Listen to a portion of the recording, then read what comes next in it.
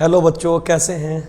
उम्मीद करते हैं कि आप लोग बहुत अच्छे होइएगा, है ना। डायमेंशन का बच्चों लेक्चर 1, 2, 3 तुम जल्दी जल्दी अपलोड कर दिए थे। लेक्चर 4 अपलोड करने में दिक्कत कुछ समय लगा क्योंकि बच्चों लाइट का कुछ इशू हो गया था सेटअप में, इसके वजह से कुछ समय लग रहा था। ठीक है, चलिए हम उम्मीद करते हैं कि आप लेक्चर 1, 2, 3 अच्छे से कंप्लीट किए होइएगा। आज हम लोग डायमेंशन का लेक्चर 4 सीखेंगे। ठीक है बच्चों, 1, 2, 3 पक्का आपका रेडी होगा। चलिए अब डायमेंशन के लेक्चर 4 पे चलते हैं। लेक्चर 4 और डायमेंशन का यूज 4 भी है, यूज नंबर 4 भी इसको बोलेंगे। बच्चों लिखा होता है कि any physically correct equation always dimensionally correct, but dimensionally correct equation may be physically correct और इनकरेक्ट। लिखा होता है बच्चों, बुक्स में लिखा होता है कि कोई भी फिजिकली करेक्ट इक्वेशन हमेशा हर हाल में डायमेंशनली करेक्ट होगा, लेकिन dimensionally correct equation physically correct हो भी सकता है और नहीं भी हो सकता है। यही थ्योरी है बच्चों, है ना। पहले आप इसको स्क्रीन पॉज करके नोट कर लीजिए। अब इस बात को हम एग्जाम्पल्स के जरिए समझाते हैं, मैथमेटिकल एग्जाम्पल्स के जरिए। आप आराम से देखिए इधर। जैसे मान लीजिए हम 2-3 इक्वेशंस लिखते हैं, पहले आराम से आप लोग देखिएगा। एक इक्वेशन हम लिख लिए s बराबर ut प्लस हाफ AT², लिख लिए। एक इक्वेशन हम लिख लिए बच्चों s बराबर ut प्लस 1/15 AT², और एक इक्वेशन हम लिख लिए s बराबर u² प्लस 1/15 AT²। अब आराम से देखो, पहले कोई बच्चा देखकर कितना तो बोल सकता है कि भाई इतना तो लोग 9th क्लास से भी पढ़ के आया है कि भाई फिजिकली करेक्ट इक्वेशन ये है कि हम बचपन से फिजिक्स में ही पढ़ते आ रहे हैं बच्चों कि s बराबर क्या होता है ut प्लस हाफ AT²। क्या होता है बच्चों? ut plus half AT²। तो ये तो सबको पता है कि भाई फिजिक्स के नियम के अकॉर्डिंग ये सही है, और फिजिक्स के नियम के अनुसार जो सही होता है उसको बच्चों बोलते हैं फिजिकली करेक्ट इक्वेशन। क्या बोलते हैं? Physically correct equation. तो आओ मिलके सीखते हैं, इसको सॉल्व करते हैं। तो देखो बच्चों, LHS में क्या लिखा हुआ है? कोई बच्चा बोलेगा कि सर LHS में S लिखा हुआ है, तो S डिस्टेंस होता है। आपको ऑलरेडी प्रिंसिपल ऑफ होमोजेनिटी में हम ये बात पढ़ाए हुए हैं लेक्चर 2 में, आप देख लीजिएगा वीडियो खोल करके।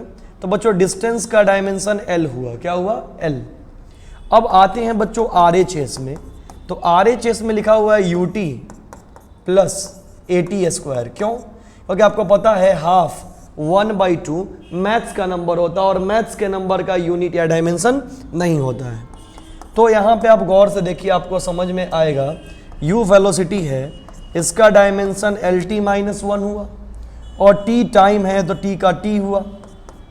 a एक्सेलरेशन है तो LT-2 और t² का t²।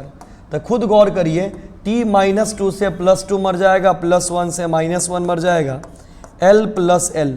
तो आपको हम पढ़ाए थे कि डायमेंशन में प्लस लिखो या माइनस लिखो, उसका मतलब इक्वल होता है। यानी l प्लस l का आंसर भी क्या होगा? l। यानी l प्लस l जब l होगा तो यहाँ पर l प्लस l बच्चों हमारे l के बराबर हो जाएगा। यानी खुद गौर कर लो, यहाँ पे आपको बच्चों दिखाई देगा कि LHS में l है। LHS में क्या है? l। और RHS में भी क्या है? l। तो LHS और RHS अगर बराबर हो गया, इसका मतलब हम ये बात बोल सकते हैं कि ये डायमेंशनली करेक्ट है। यहाँ पर हम बोल सकते हैं कि LHS किसके बराबर आया? RHS के बराबर आया। LHS इक्वल टू RHS, मतलब बच्चों ये हमारा डायमेंशनली करेक्ट है। डायमेंशनली क्या है? करेक्ट है। और कोई भी देख के बता देगा कि फिजिकली भी क्या है? करेक्ट है। क्योंकि फिजिकली करेक्ट है, बचपन से फिजिक्स में पढ़ते आ रहे हैं s बराबर ut प्लस हाफ AT²। और डायमेंशनली करेक्ट क्यों है? क्योंकि हम बताए हैं कि किसी फिजिक्स के इक्वेशन के लेफ्ट साइड और राइट साइड का डायमेंशन अगर बराबर हो गया तो ये डायमेंशनली भी करेक्ट है। चलो बच्चों, ये तो हो गया। अब दूसरा एग्जाम्पल देखो, सब देख करके बता देगा कि भाई ये फिजिकली गलत है। ये फिजिकली क्या है? गलत है। फिजिकली गलत होने का मतलब, ये फिजिकली इनकरेक्ट होने का मतलब है कि भाई हम पढ़े s बराबर ut प्लस हाफ AT², यहाँ पे s बराबर ut प्लस 1/15 AT²। तो 1/15 AT² है, मतलब ये फिजिकली गलत है। अब चेक करते हैं डायमेंशनली गलत है कि सही है। तो बच्चों सबको दिख रहा है LHS में s डिस्टेंस यानी l, RHS में बच्चों ut प्लस AT²। तो कोई भी देख करके बता देगा कि 1/2 मैथ 1/15 मैथ्स का नंबर है, मैथ्स के नंबर का कोई यूनिट या डायमेंशन नहीं होगा। तो u वेलोसिटी है इसका LT-1, t टाइम है तो t, a एक्सेलरेशन है LT-2 और t स्क्वायर का t स्क्वायर। अब आप खुद गौर करिए, आपको समझ में आएगा t-2 से +2 और t+1 से -1 मर जाएगा, फिर l + l यानी l आ जाएगा, यानी LHS = RHS। तो आपको दिख रहा होगा बच्चों, आपको दिख रहा होगा कि ये फिजिकली इनकरेक्ट है, मतलब फिजिक्स के नियम से गलत है, लेकिन डायमेंशनली ये करेक्ट आ गया, मतलब डायमेंशन के नियम से सही है। चलो ठीक है, अब आगे बढ़ते हैं बच्चों। अब आ जाओ LHS में, इस सवाल में ये पहले देख लो, ये फिजिकली गलत है, ये सबको दिख रहा है, और ये लिखा हुआ है s = u² + 1/15 AT²। तो ये 1/15 भी गलत है, और u होगा, u² नहीं, u² नहीं होगा, यहाँ पे u होगा, ये भी गलत लिखा हुआ है। अब और चेक करते हैं मिल करके। तो LHS में s लिखा हुआ है, s डिस्टेंस है, तो डिस्टेंस का डायमेंशन क्या होगा, l। बहुत अच्छा। अब आ जाओ RHS में, तो RHS में लिखा हुआ है u² + AT², u² + AT²। तो अब यहाँ पे आप खुद से गौर करिए, आपको समझ में आएगा। u वेलोसिटी है तो इसका डायमेंशन होगा LT-1 और स्क्वायर तो स्क्वायर, t का t, एक्सेलरेशन का LT-2 और t²।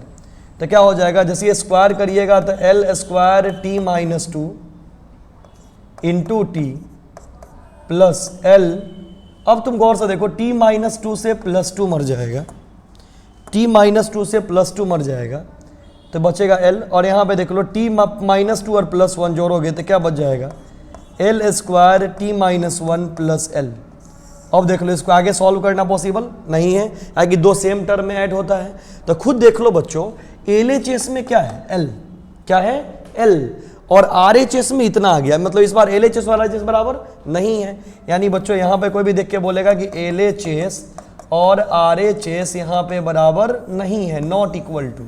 तो जब LHS और RHS यहाँ पे बराबर नहीं है, तो हम क्या बोल सकते हैं कि बच्चों देखो, ये फिजिकली भी इनकरेक्ट है और डायमेंशनली भी इनकरेक्ट है। तो फिर से देखो, ये फिजिकली करेक्ट था तो डायमेंशनली भी करेक्ट आया, ये फिजिकली इनकरेक्ट है लेकिन डायमेंशनली क्या है, करेक्ट है। और ये फिजिकली इनकरेक्ट है, फिजिकली इनकरेक्ट है और डायमेंशनली भी इनकरेक्ट है।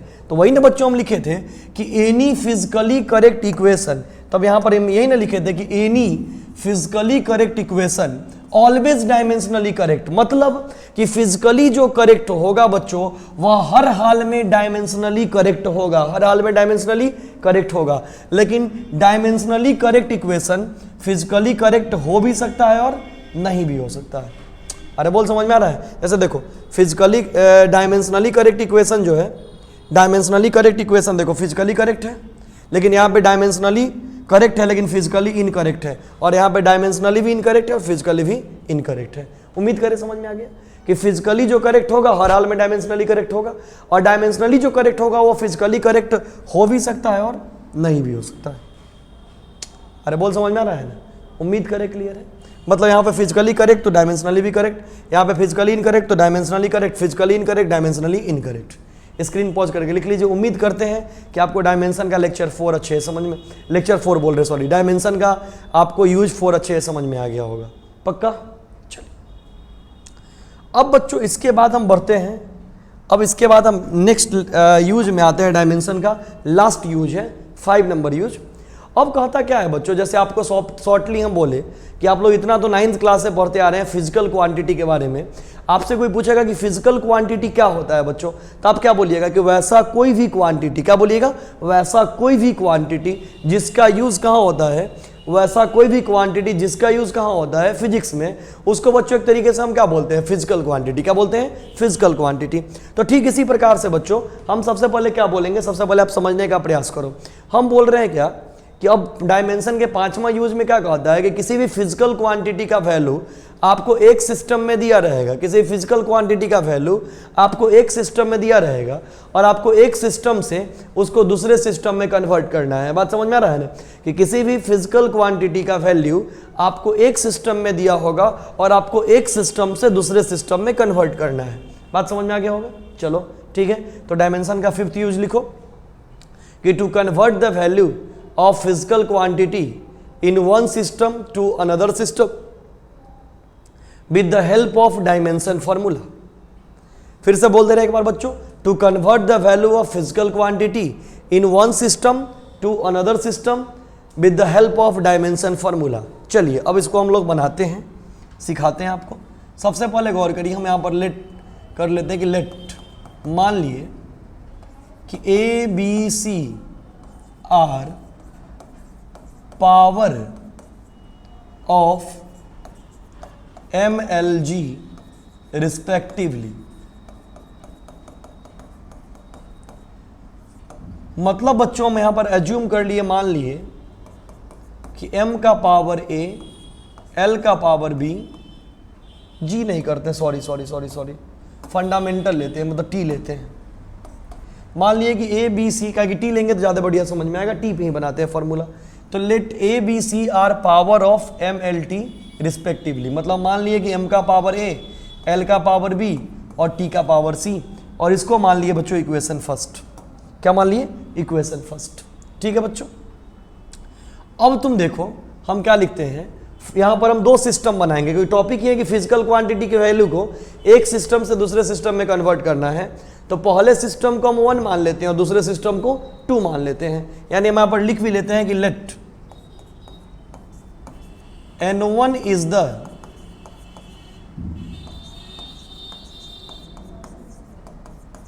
numerical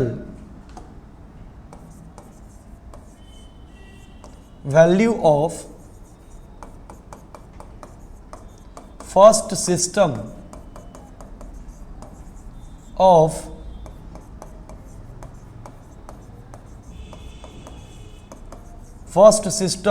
fundamental physical quantity m1 l1 t1। मतलब क्या कहा जा रहा है बच्चों कि यहाँ पर दिमाग में एकदम आप सेट कर लो कि n1 न्यूमेरिकल वैल्यू है किसका? तो first system of fundamental physical quantity m1 l1 और t1 का, और इसको ऐसे लिख दिए n1 into m1 l1 t1। देखो बच्चों, पहला बात कि डायमेंशन के 5th यूज में पेशेंस रखना पड़ेगा। 10-15 मिनट तक वीडियो को कंटिन्यू देखोगे बच्चों, तभी आपको पूरा समझ में आएगा। शुरू में हो सकता है अभी कम समझ में आए, टेंशन नहीं लेना। पूरा 15 मिनट का वीडियो प्लीज पूरा कंप्लीट देखिएगा, आपको हर हाल में समझ में आना, ना आने का चांस ही नहीं है बच्चों। ठीक है, चलिए अब देखिए हम क्या मान लिए कि first system of fundamental physical quantity मान लिए m1 l1 t1, और इसका न्यूमेरिकल वैल्यू मान लिए n1। न्यूमेरिकल वैल्यू मतलब मैथ्स का वैल्यू भी फॉर्मूला निकाल रहे हैं, देखते चलिए। फिर क्या करते हैं, मान लेते हैं कि n2 is the numerical value of second system of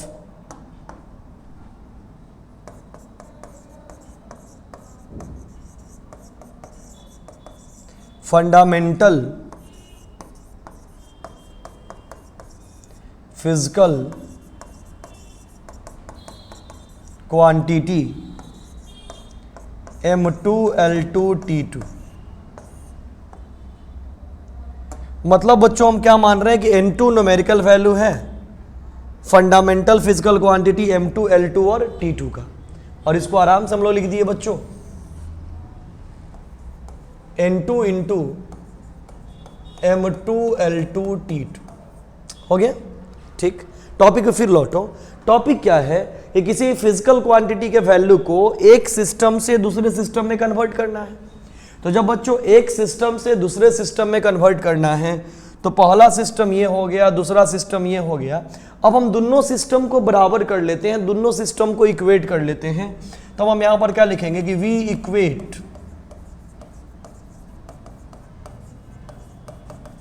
both system. तो जब दोनों सिस्टम को हम इक्वेट करेंगे, तो दोनों सिस्टम को जैसे ही आप इक्वेट करिएगा तो आप खुद देखिए क्या हो जाएगा। दोनों को जब बराबर करिएगा तो पहला सिस्टम है n1 into m1 l1 t1, और दूसरा सिस्टम है n2 into m2 l2 t2। हो गया? अब बच्चों दोनों सिस्टम को बराबर कर लिए। अब हम क्या करते हैं, मान लेते हैं कि M1 L1 T1 जो है फर्स्ट सिस्टम है, फर्स्ट सिस्टम को मान लिए यूनिट 1, क्या मान लिए यूनिट 1। और बच्चों M2 L2 T2 second system है और सेकेंड सिस्टम को मान लिए यूनिट 2, क्या मान लिए यूनिट 2। फिर से देख लो हम क्या बोल रहे हैं बच्चों कि M1 L1 T1 first system है, फर्स्ट सिस्टम को मान लिए यूनिट 1, और M2 L2 T2 second system है और सेकेंड सिस्टम को मान लिए यूनिट 2। और यहां पर लिखेंगे अब N1 U1 बराबर N2 U2, N1 U1 बराबर N2 U2। तो बच्चों खुद बताओ N1 बराबर क्या होगा N2 U2 बाई U1, और बच्चों N2 बराबर क्या होगा तो N1 U1 बाई U2। अरे बोल क्लियर है। अब खुद देख लो बच्चों N2 U2 के जगह पर हम क्या माने हैं, कोई बच्चा देख के बोलेगा कि सर U2 के जगह पर हम लोग माने हैं M2 L2 T2, तो U2 के जगह पर लिख दीजिए M2 L2 T2, और U1 के जगह पर क्या लिखे हैं M1 L1 T1। वैसे ही इधर N1 U1 के जगह पर हो जाएगा M1 L1 T1, और U2 के जगह पर M2 L2 T2। हो गया। अब बच्चों इसको अलग अलग बाई पार्ट्स करके अगर लिख दीजिएगा तो अलग अलग बाई पार्ट्स करके लिखिएगा तो क्या आएगा N1 बराबर N2 into M2 by M1, L2 by L1, T2 by T1। और यहाँ पर क्या होगा N2 बराबर N1 into M1 by M2, L1 by L2, T1 by T2। हो गया।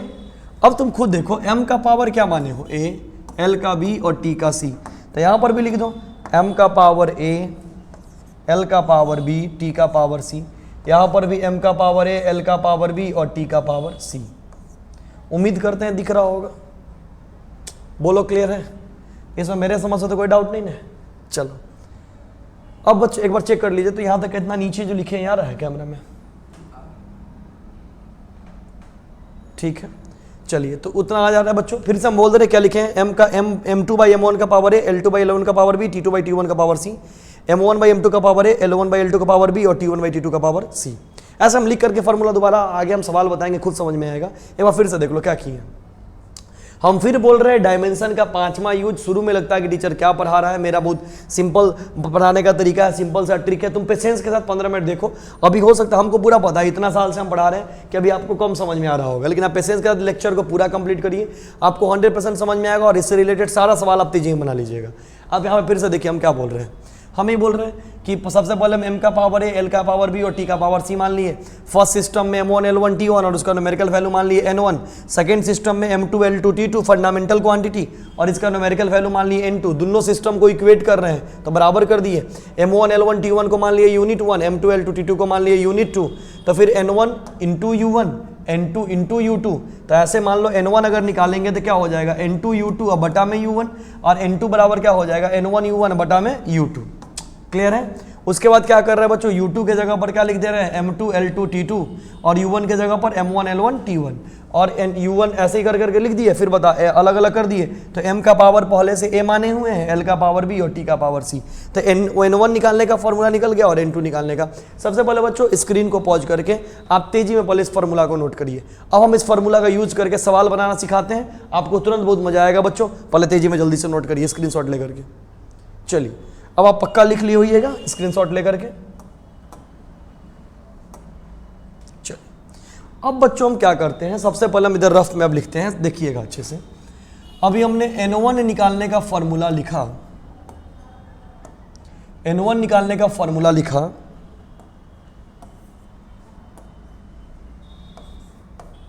तो हमने क्या लिखा N1 निकालने का formula N2 into M2 by M1 का power A, L2 by L1 का power B, T2 by T1 का पावर C। चलिए बच्चों पहला फॉर्मूला हो गया, बहुत बढ़िया।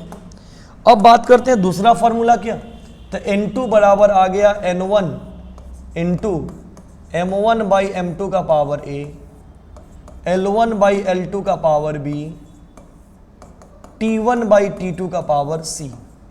देख लो, अब ये दूसरा फॉर्मूला आ गया। अब हम क्या सिखा रहे हैं, सबसे पहले समझ लो कि जो भी 1 वाला लिखा हुआ है, जैसे यूनिट 1 जो भी लिखा हो, तो 1 जिसके साथ लगा था, 1 वाले को आपको समझना है एसआई सिस्टम। फिर से बोल रहे हैं बच्चों, एकदम दिमाग में सेट कर लो, 1 वाले को क्या समझना है, एसआई सिस्टम। और याद कर लो 2 जिसके लगा हो, 2 वाले को समझना है सीजीएस सिस्टम। फिर बोल रहे हैं बच्चों, याद कर लो, हम क्या बोल रहे हैं, 1 वाले को आप क्या समझिएगा, एसआई सिस्टम, और 2 वाले को क्या समझिएगा, सीजीएस सिस्टम। पक्का क्लियर है बच्चों? फिर से गौर कर लो, क्या बोल रहे हैं, 1 वाले को क्या समझिएगा, एसआई सिस्टम, और 2 वाले को क्या समझिएगा, सीजीएस सिस्टम। बहुत अच्छा बच्चों। तो अब यहाँ पे गौर से देखिए, जैसे मास में लिखा हुआ है M1 और मास में ही लिखा हुआ है M2, लेंथ में ही लिखा हुआ है L1 और लेंथ में ही लिखा हुआ है L2, टाइम में लिखा हुआ है T1 और लिखा हुआ है T2। तो आप बच्चों एकदम सिंपल सा कॉन्सेप्ट मेमोरी में सेट कर लो कि M1 1 मतलब हमने स्पष्ट बोला है एसआई, और हर बच्चा को क्लास 9 से पता होता है कि मास का एसआई यूनिट केजी होता है, यानी M1 के जगह पर 1 kg। और हर बच्चा को पता होता है मास का सीजीएस यूनिट ग्राम होता है, तो M2 के जगह पर 1 ग्राम।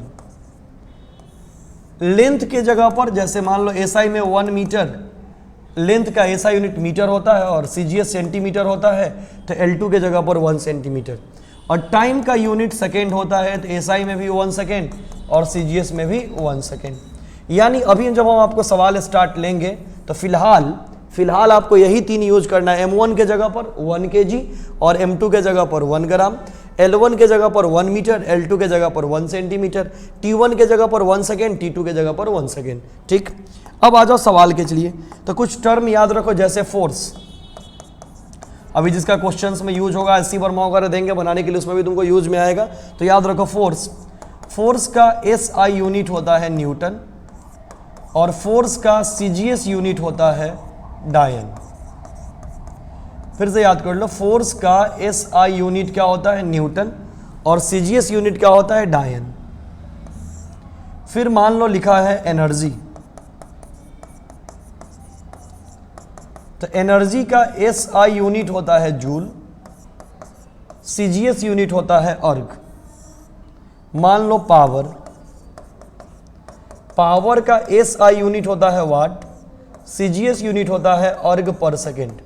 अब तो मेरी बातों पे गौर करो, जैसे न्यूटन, डायन, जूल, अर्ग, वाट, अर्ग, सेकेंड, ये सब जब चैप्टर्स पढ़ोगे आगे, जैसे फोर्स चैप्टर पढ़ोगे तो फोर्स के बारे में सीख जाओगे, वर्क एनर्जी पावर वाला चैप्टर पढ़ोगे तो एनर्जी पावर के बारे में जान जाओगे। हम पहले वीडियो से ही आपको बोलते आ रहे हैं कि डायमेंशन का मतलब कि केवल हमको डायमेंशन बनाने आना चाहिए, बस। डायमेंशन में पूरे 11 12 का यूज होता है, उससे हमको टेंशन नहीं लेना है। बस इस चैप्टर में हमको इतना ही दिमाग में रखना है कि जिससे कि बच्चों हमको डायमेंशन बनाने आ जाए और डायमेंशन का सारा यूज हम सीख जाए।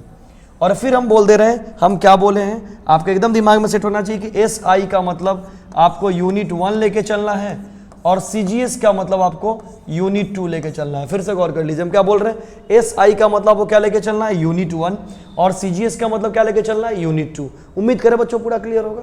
चलो अच्छा है, अब तुम देखो, घबराओ नहीं, एक एग्जाम्पल में पक्का अभी देखना है, एक एग्जाम्पल देंगे 100% क्लियर होना है, इसमें कोई डाउट्स हो ही नहीं, होगा ही नहीं। चलो सबसे पहले देखो,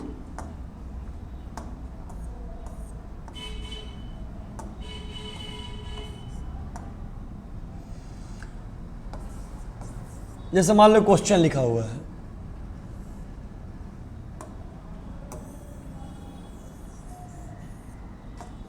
क्वेश्चन मान लो लिख दे 23 जूल इक्वल टू डैश अर्ग, और सवाल दे दे कि आप बना के दिखाओ भाई। तो हम सबसे पहले देखेंगे कि जूल या अर्ग किसका यूनिट है। तो हमको स्पष्ट दिख रहा है कि जूल और अर्ग एनर्जी का यूनिट है, तो जिसका यूनिट होगा पहले उसका डायमेंशन लिख लीजिए, यानी एनर्जी का डायमेंशन हो जाएगा m1 L2 T का पावर -2। आपको पिछले वीडियोस में पढ़ाए हैं कि वर्क और एनर्जी का डायमेंशन सेम होता है, जो वर्क का होगा वही एनर्जी का होगा, m1 L2 और T का पावर -2। उम्मीद करें क्लियर है बच्चों। चलिए ठीक, अब देखिए सबसे पहले कि जूल कौन यूनिट है। कोई बच्चा देख के बताएगा कि जूल एसआई है और अर्ग क्या है, सीजीएस है। तो यहाँ पे फटाक से लिख देगा कि सर जूल एसआई यूनिट है और अर्ग हमारा CGS यूनिट है। फिर से गौर कर लीजिए, जूल कौन यूनिट है? SI यूनिट है, और अर्ग हमारा कौन यूनिट है? CGS यूनिट है। बोल क्लियर है?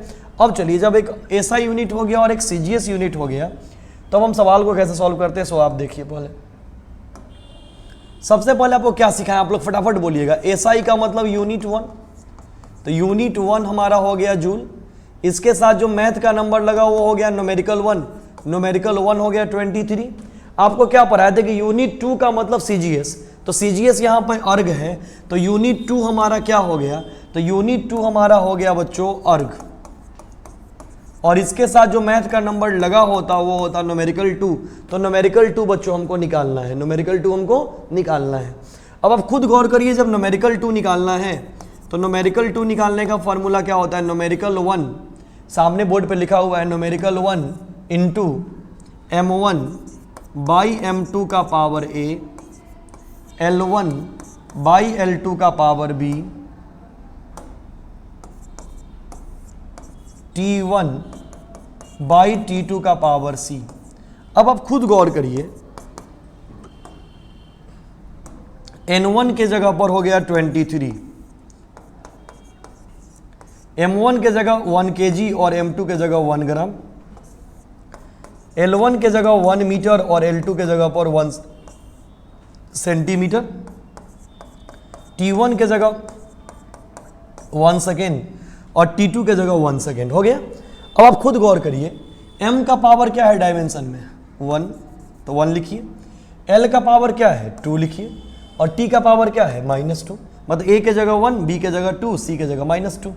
अब आप खुद गौर करिए, आपको पक्का समझ में आएगा, ये 1 सेकेंड से 1 सेकेंड कट जाएगा। बचा क्या बच्चों? 23। 1 kg में कितना ग्राम?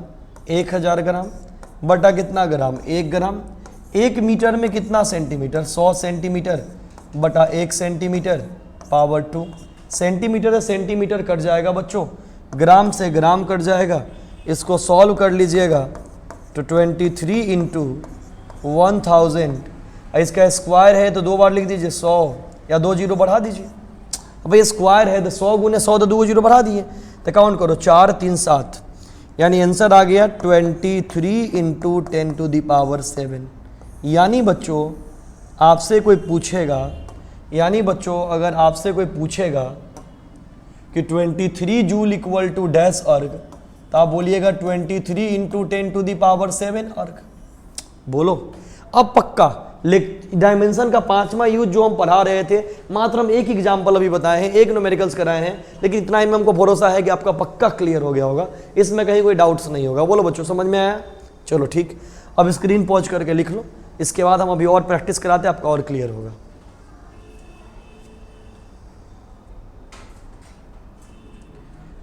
चलो बच्चों, अब हम आपको डायमेंशन के नेक्स्ट वीडियो में इस पर और भी एग्जांपल्स कंप्लीट कराते हैं, और भी अच्छा क्वेश्चंस कराते हैं डायमेंशन 6 में। उसके बाद एक वीडियो और बनाते हैं, उसके बाद आपका डायमेंशन कंप्लीट हो जाएगा। Thank you.